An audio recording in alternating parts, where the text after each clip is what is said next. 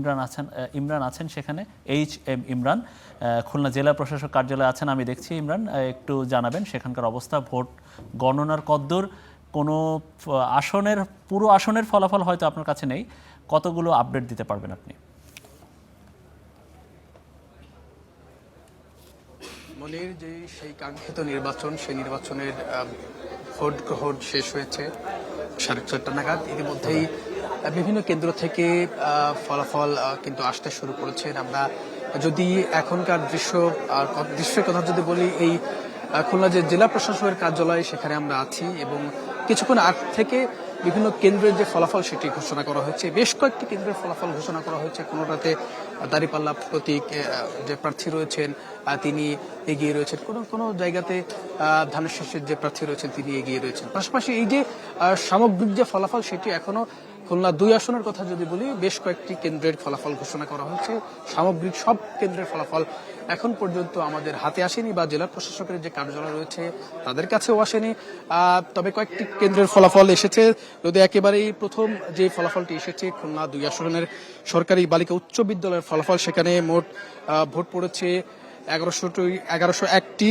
সেখানে হাতপাখার যে প্রার্থী রয়েছে আমানুল আমান, তিনি পেয়েছেন 50টি ভোট। পাশাপাশি ধানের শীষ যে প্রতীক রয়েছেন নজরুল ইসলাম মঞ্জু, তিনি 277টি পেয়েছেন। পাশাপাশি দাঁড়িপাল্লা প্রতীকে যিনি রয়েছেন জাহাঙ্গীর হোসেন হেলাল, তিনি পেয়েছেন 243টি ভোট। পাশাপাশি যেহেতু এবার ত্রয়োদশ জাতীয় সংসদ নির্বাচনে 2টি ভোট দেওয়ার সুযোগ ছিল, সংসদীয় ভোট পাশাপাশি গণভোট, সেই গণভোটেও হ্যাঁ এবং নায়ের পক্ষে অনেকে ভোট দিয়েছেন।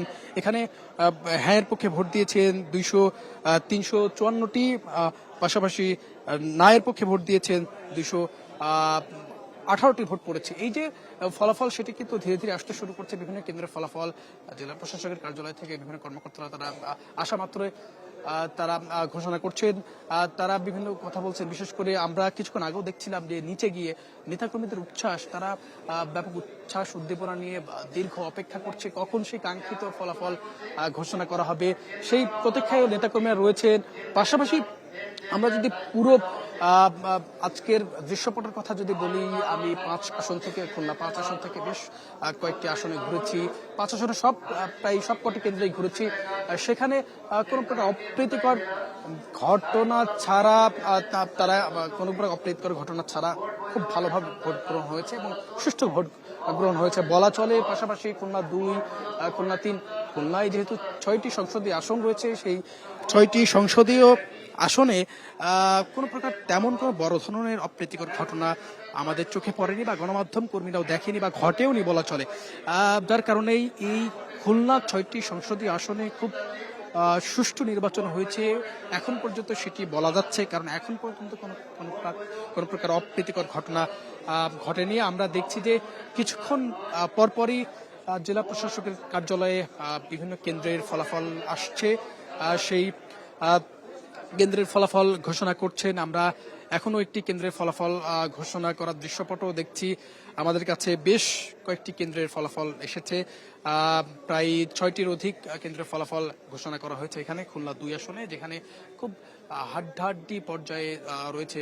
কোনো কোনো কেন্দ্রের ফলাফলে ধানের শীষ এগিয়ে রয়েছে, কোনো কোনো ফলাফলে দাঁড়িপাল্লা এগিয়ে রয়েছে। এই যে প্রতিদ্বন্দ্বিতাপূর্ণ একটি নির্বাচন সেটি এই খুলনা আসনে মানুষ দেখেছে এবং ফলাফলে সেটিরও কিছুটা প্রতিফলন ঘটেছে। আমরা যদি একেবারেই এখানকার যে কর্মকর্তারা রয়েছেন তাদের কাছে যদি চলে যায়, আরেকটি কেন্দ্রের ফলাফল হয়তো এসেছে, আমরা তাদের সঙ্গে একটু কথা বলার চেষ্টা করব।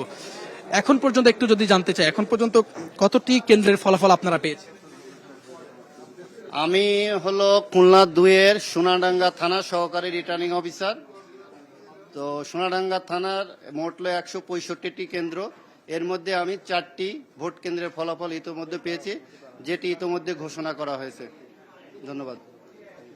শুনছিলেন এখানকার যে কর্মকর্তারা রয়েছে তার সঙ্গে কথা বলছিলাম, তিনি জানাচ্ছিলেন বেশ কয়েকটি কেন্দ্রের ফলাফল এসেছে এবং ধীরে ধীরে সেটি আসা মাত্রই তারা ঘোষণা করছে। যেহেতু কয়েকজন কর্মকর্তারা রয়েছেন, তারা এক একজন ভিন্ন ভিন্ন কেন্দ্রের ফলাফল ঘোষণা করছেন, আরেকজন এই মুহূর্তে আরেকটি কেন্দ্রের ফলাফল ঘোষণা করছেন। সেই ফলাফলটা আমরা একটু শুনে আসবো।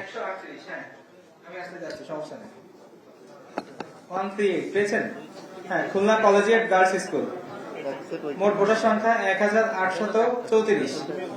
এখানে আমানুল্লাহ হাত পাকা প্রতীকে পেয়েছেন 36 ভোট 36। নজরুল ইসলাম মঞ্জু ধানের শীষ প্রতীকে পেয়েছেন 534। শেখ জাহাঙ্গীর হোসেন হেলাল দাড়িপাল্লা প্রতীকে পেয়েছেন 450। প্রদত্ত মোট ভোটার সংখ্যা 1020, যেটা বৈধ, আর অবৈধ ভোটার সংখ্যা 13। গণভোট ফর্ম 3, এখানে হ্যাঁ ভোটার সংখ্যা পেয়েছে 698, না ভোটার সংখ্যা 301 না ভোট, আর অবৈধ ভোট আছে 31টা। প্রদত্ত মোট ভোট হচ্ছে 1030, পার্সেন্টেজ যদি ধরি আমরা 56.16%। এবার আসি 139 ভোট কেন্দ্র number 139, Khulna collegiate girls school ও কেসিসি উইমেন্স কলেজ, ৪র্থ তলা পূর্ব ব্লক, 139 পেয়েছেন। হ্যাঁ, এখানে মোট ভোটার আমরা দেখছি যে 1835। আমানুল্লাহ হাত পাকা প্রতীকে পেয়েছেন 26 ভোট, হাত পাকা পেয়েছে 26 ভোট। নজরুল ইসলাম মঞ্জু ধানের শীষ প্রতীকে পেয়েছে 429, 429 ধানের শীষ 429। শেখ জাহাঙ্গীর হোসেন হেলাল দাড়িপাল্লা প্রতীকে পেয়েছেন 633, 633। মোট ভোটের সংখ্যা প্রাপ্ত ভোট যেটা 1088, অবৈধ ভোট 16, প্রাপ্ত টোটাল 1104। গণভোটের ফলাফল একই কেন্দ্রের। হ্যাঁ ভোটের সংখ্যা 849, না ভোট 240, বৈধ ভোট 1089, অবৈধ 15, শতকরা হার 60.16%।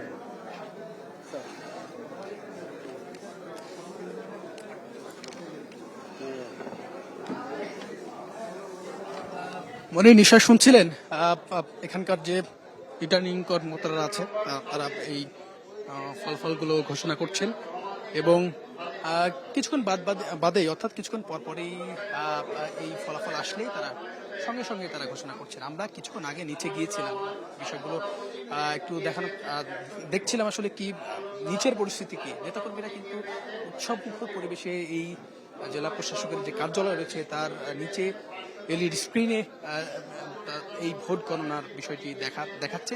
সেখানেও খুব মুখিয়ে আছে নেতাকর্মীরা, বিভিন্ন দলের নেতাকর্মীরা। পাশাপাশি যে সকল কেন্দ্র থেকে এখন পর্যন্ত ফলাফল আসেনি, সেই অর্থাৎ ব্যালট বক্স আসেনি, যারা ভোট দিয়েছেন সেই বক্সগুলো আসেনি, সেই বক্সগুলো কিছুক্ষণ আগেও আমরা দেখেছি যে বিভিন্ন কেন্দ্র থেকে আইনশৃঙ্খলা বাহিনী তারা নিয়ে আসছেন এবং নিয়ে এই জেলা প্রশাসকের কার্যালয় এখানে আসছেন এবং তারা গণনার যে কার্যক্রম সেটি ধারাবাহিক কার্যক্রম তারা চলমান রেখেছেন।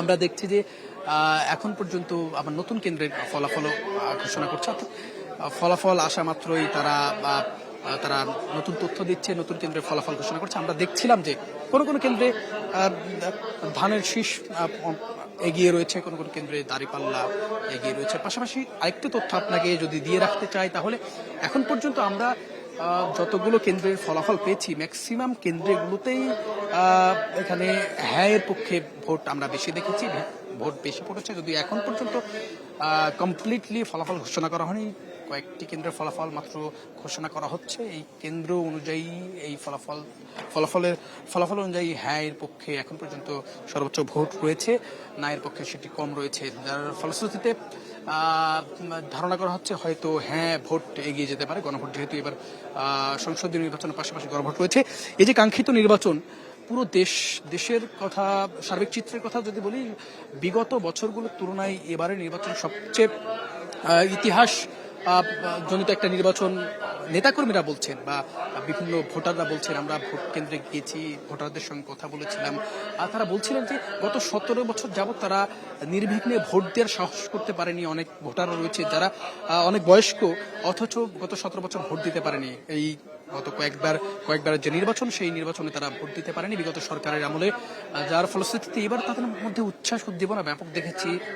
তারা খুব উৎফুল্লতার সহিত তারা ভোট দিয়েছেন, ভোট কেন্দ্রে গেছেন, কোনো প্রকার অপ্রীতিকর ঘটনা আমরা দেখিনি। পাশাপাশি এই খুলনার কথা যদি বলি, সার্বিক খুলনা 6টি সংসদীয় আসনে নারী ভোটারদের ব্যাপক উপস্থিতি আমরা লক্ষ্য করছি। যেহেতু খুলনা 606টি আসনে এখানে 840টি কেন্দ্র রয়েছে, এর মধ্যে 566টি কেন্দ্র ঝুঁকিপূর্ণ ছিল। সেই ঝুঁকিপূর্ণ কেন্দ্রগুলোতে যে ধারণা করা হয়েছিল হয়তো কোনো প্রকার অপ্রীতিকর ঘটনা ঘটতে পারে, সেটাও ঘটেনি। খুব উৎসবমুখর পরিবেশে ভোটাররা ভোট দিয়েছেন এবং তাদের যে পছন্দের প্রার্থী যে যেখানে পেরেছেন পছন্দের প্রার্থীকে ভোট দিতে পেরে খুব উৎফুল্লতার সহিত তারা সাধুবাদ জানিয়েছে এবার নির্বাচনকে। এখন পর্যন্ত এই ছিল আমার কাছে খুলনা জেলা প্রশাসকের কার্যালয় থেকে সর্বশেষ।